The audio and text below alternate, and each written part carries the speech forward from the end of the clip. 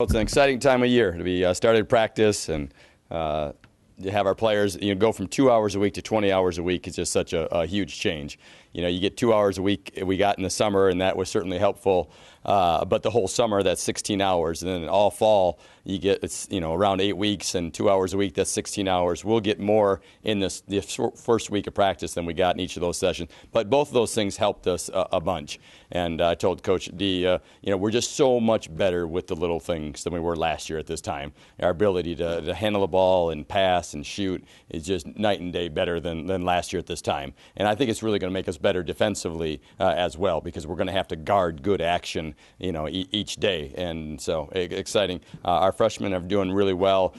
Transfer from Missouri, Kylie Simmons, who has to sit this year, is just really, really good basketball player. And it's exciting for her this year as well. Sarah Hartwell, who sat out last year, is athletic as any point guard, 5'11" point guard who can run and jump and handle the ball as well as anybody out there.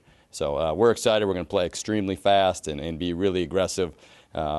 Obviously, we got some things to answer as far as Adrian and Charisma being out, but no doubt we're going to be better as a team with our ability, understanding of the game, feel for what to do when. We're going to be way better in our man-to-man defense than we were last year, and so it's exciting to think about where we're headed. And we've got really good young players, and we just got to continue to stack good recruiting classes on top of each other, and we'll take this program where we want it to go.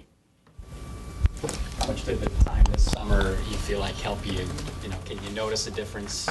Yeah, we'd spend so much time working on fundamentals in the summer and then be able to do it again in the fall. And I think it really has made a difference. I think our freshmen are so much farther along because of that. Their understanding of the game, their feel for what to do, their ability to play fundamentally sound because they've had the repetition to be able to do that in the summer and the fall, and to be able to us be in the gym with them is exciting. Taylor Gleason, as a freshman, is going to come in and play right away and feel like she might be as good as any freshman in the Big Ten.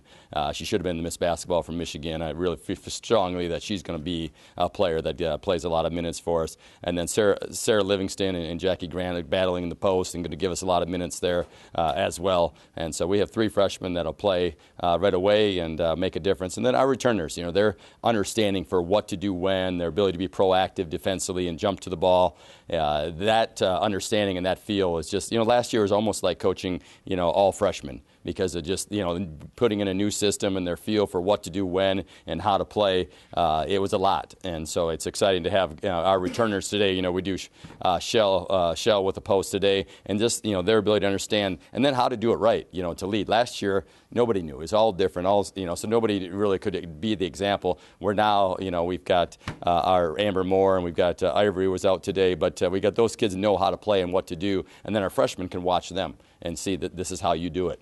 And so that is a huge thing. And then the learning curve, having people that do it right and be an example for them. And Sarah Hartwell and Alexis is doing that, Ivory and Amber. Exciting. Piper's getting way better playing inside as well. And it's exciting to see where we can go. Matt, are you at the level this year where you can compete for a Big Ten championship?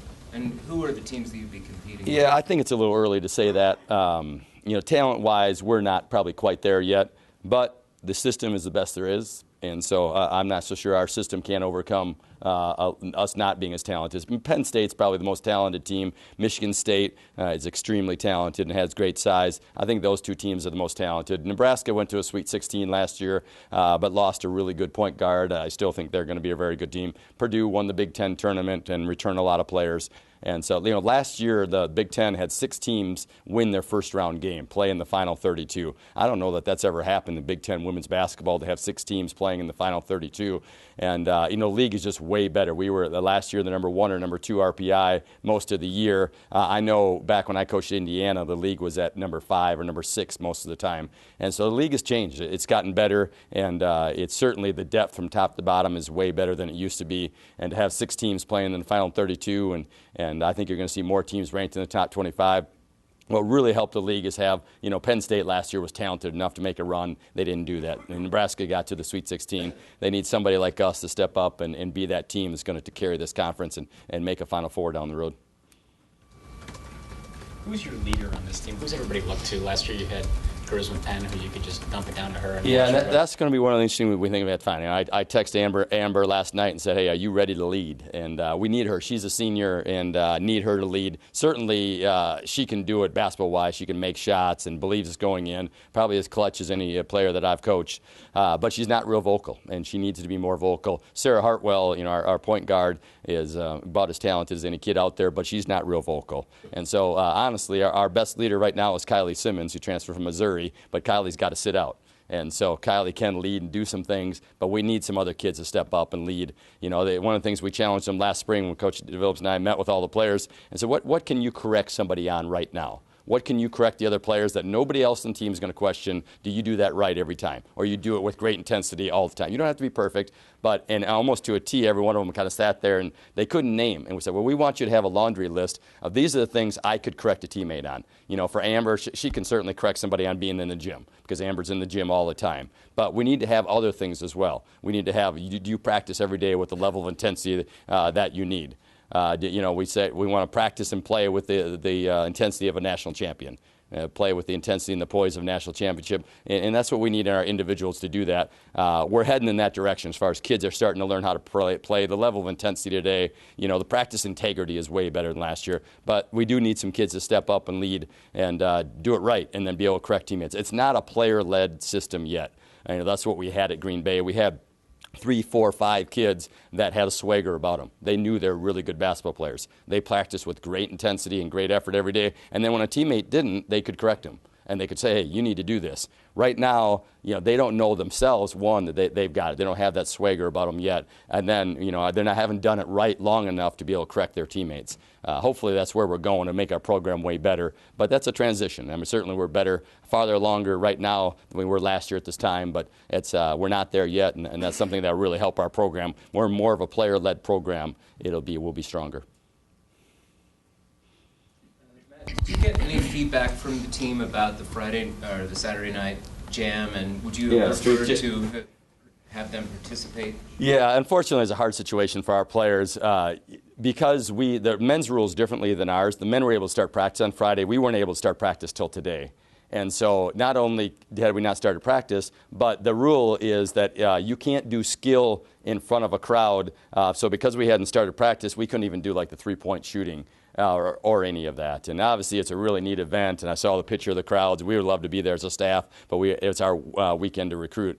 So we're excited for the future to be more of a part of it. I hope they pick a date where we've started practice as well and we're able to do the things and be involved. But certainly it seemed like a really neat event, and our players enjoyed that they were part of it, but we want to be more of a part of it than we were this week.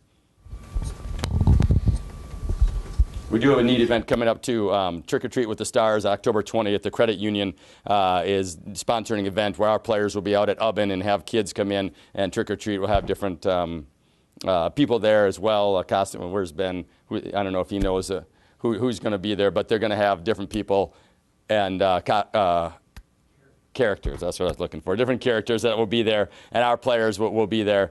So trick or treat on the 20th.